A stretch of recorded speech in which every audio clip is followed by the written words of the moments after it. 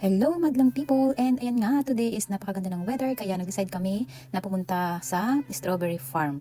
And bali, maraming beses ko na nga pala ito magpunta dito, pero today is gusto ma-experience nitong anak ko and itong aking kapatid and itong aking anak ng aking friend dahil first time nilang mag strawberry picking kaya sinamahan ko sila. And ayan, super excited na ang ating mga bata. Ayan, tingnan niyo naman. Wow! And ayan, syempre after natin bumili ng ating ticket and ng itong ating bucket na paglalagyan ng ating strawberry, ito nga palang aming binili is dalawang bucket lang, isang 1.3 at isang 2 kg. Ayan, pagbungad pa lang is makikita na natin itong entrance na mga strawberry, pero yung dun sa entrance is nag-i-start pa lang siyang mamunga, and then kaya nagpunta tayo dito sa second section. Ayan, medyo kung mapapansin nyo dito is medyo konti lang yung tao dahil second week na nga ng January, kaya yung iba is back to work, pero yung iba naman is on holiday pa din, kaya may pailan-ilan na mga pumupunta dito. And kung i-compare nga natin nung nagpunta kami dito is last week of December, and super dami talaga ng tao. Talagang hindi ka halos makalakad dyan dahil punong-puno talaga, dahil parang fiesta dahil sobrang daming tao. Pero ngayon, medyo kukunti na lang, pailan-ilan. And ayan, sinamantala pa natin dahil in season pa ang mga strawberries. Ayan, para ma-experience na din itong mga bata. And tingnan nyo naman sila nag-enjoy habang namimitas ng mga strawberry kasi sabay kain. And sila din yun kapag kumain ka, kapag nandito ka. As long as nandiyan ka sa farm, pwede mong kainin hanggat gusto mo. And then, kailangan, isang puno lang talaga dyan sa bakat yung kukunin mo. Hindi pwedeng sosobra. Ayan, super tatamis talaga ng mga strawberry dito. Naalaala ko pa nga nung nandun ako sa Pilipinas, kapag nag-strawberry picking kami, parang sa Baguio pa Benguet. Oo, Benguet. Napakalayo. And hindi ka talaga madaling makapunta doon dahil oras ang iyong ibabiyahe.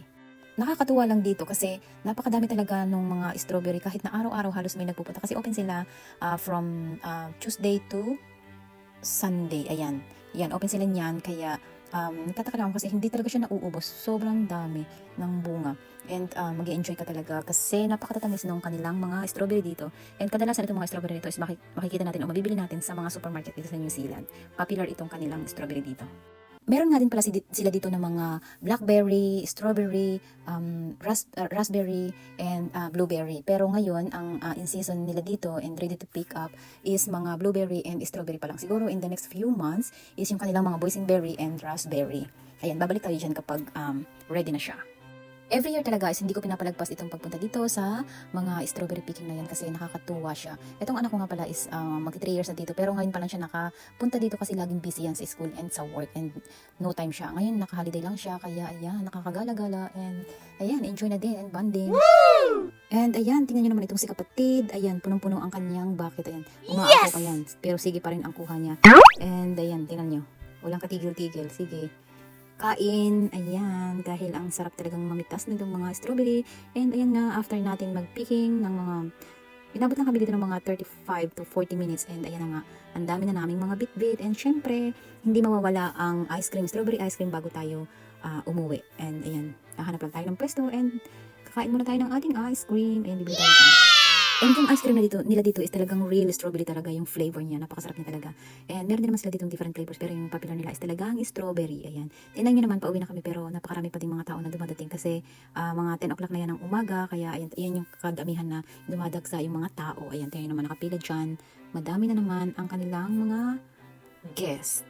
And ayan, after natin dito sa strawberry farm, is nag-decide kami na pupunta kami sa other farm. Ayan, medyo may kalayuan dahil nandun siya sa other side. Mga less than an hour lang naman yung biyahe. And ayan, itong akin nag-drive ngayon dahil mas kabisado niya ang daan dyan. Kaya ayan, todo drive at pupunta tayo sa lavender farm. Ayan, tingnan naman yung road, walang ka-traffic. Kami lang yung nasa road. Nakakatuwa. Sana laging ganyan, walang traffic. At dahil nga summer na summer dito sa New Zealand ngayon, kaya talagang ini-enjoy natin yung weather habang tayo ay may pagkakataon. Ayan, tingnan nyo naman dito, makikita natin sa gilid yung mga, hindi siya lavender but ano yan, ang mga purple na mga flowers. Ayan, sign yan na talagang in season ngayon ang mga lavender. Ayan, medyo malapit na tayo sa ating destination. Ayan. At dahil nga laging busy ang mga tao dito, kaya ayan, ngayon lang yung ating opportunity o chance na makagala-gala. Ayan, kaya sulitin na natin. Ayan, and dito na tayo sa kanilang entrance. Ayan. Ang ganda dito, lalo na siguro kapag autumn kasi iba-iba yung kulay ng mga trees, pero ngayon hindi summer kasi, kaya ang sadya natin is lavender. At dahil first time din nila na makita ang mga lavender dito sa farm, kaya ayan, dinala ko sila dito. Ayan, para mag-enjoy din naman.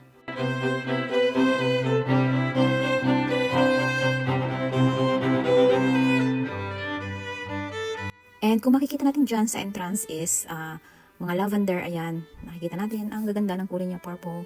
And then, pupunta tayo sa kanilang entrance para ka bumili ng ating ticket ulit. Ayan. Laging may ticket, ganon. Tuwan-tuwa rin ako dito kapag ganitong in season kasi napakaganda talaga ng kapaligiran. Ayan, makikita mo green, purple, ayan, napakalawak ng farm na ito. Ayan. And ayan nga, bababa tayo doon sa field mismo para tayo ay mag-picture-picture and mag-cuttings na rin ng mga lavender. Kasi doon sa ating entrance na binayaran na $15 each, is free na doon yung pag-cutting ng mga lavender na pwede mong iuwi. Ayan. And syempre, itong ating photographer, ayan, nakaready yan lagi tayo naman. Dala niya ang kanyang camera. Photographer natin yan today. Kung mapapansin nyo dyan, is talagang napakalawak nitong farm na ito. And dito sa bungad, ang makikita natin is yung mga lavender na pinagkatingan ng mga nagpupunta dito, kaya hindi siya masyadong purple yung kulay. Pero dun sa medyo baba is makikita mo yung hindi siya open for cuttings, para lang siya sa mga picture taking. Ayan, dun yan sa other side. Napakaganda yan. Pupunta tayo dyan mamaya.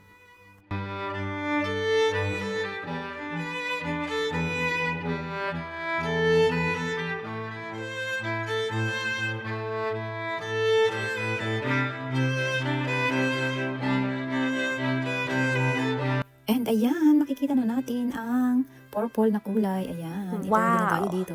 Tingnan nyo naman, super ganda. Purple ang kulay. Ayan, pupunta tayo dyan kasi kukuha tayo ng scissor na gagamitin natin sa pag-cuttings nitong ating mga lavender. Ayan, ito yung part na sinasabi ko na for cuttings area lamang siya. And ayan, syempre hindi mawawala ang picture. Ayan, sige. Nakakamiss talaga kapag ganito yung makikita mo. Ayan, napakaganda. Dahil talagang inaalagaan nila itong mga to for kapag ganitong mga in season, pinupuntahan ng mga tao, dinadayo talaga siya for tourist attraction na din. Ayan, popular yan dito, isa sa popular. Marami ding area na mga may lavender farm, pero ito yung pinakamalapit dito sa amin sa Auckland. Doon sa bandang south is napakaganda din talaga, pero medyo malayo yun sa atin, kaya dito na lang muna tayo. Konting kaalaman muna tayo, and ayon nga kay paring Google, itong CCTV farm is the biggest farm around New Zealand. Ayan, ngayon ko lang nalaman yun.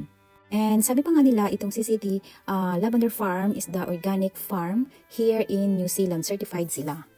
Bali, itong CCT Lavender Farm is located at south of Auckland. Ayan, malapit lang yan sa city center.